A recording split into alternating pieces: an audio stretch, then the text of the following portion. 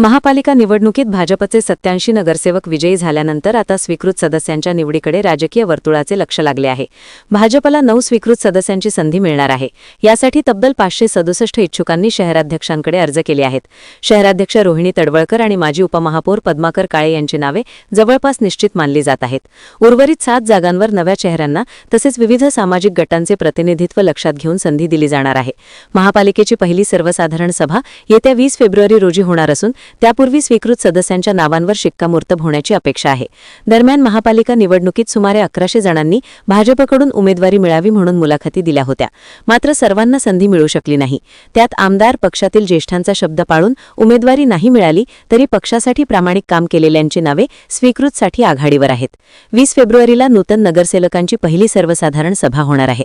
यावेळी स्वीकृत नगरसेवकांसह सर्व पदाधिकाऱ्यांच्या निवडी केल्या जातील. तत्पूर्वी अनेक इच्छुकांनी आमदारांच्या शिफारसी जोडून स्वीकृतसाठी अर्ज केले आहेत. त्यातून कोणाला लॉटरी लागणार याची सर्वांनाच उत्सुकता लागली आहे.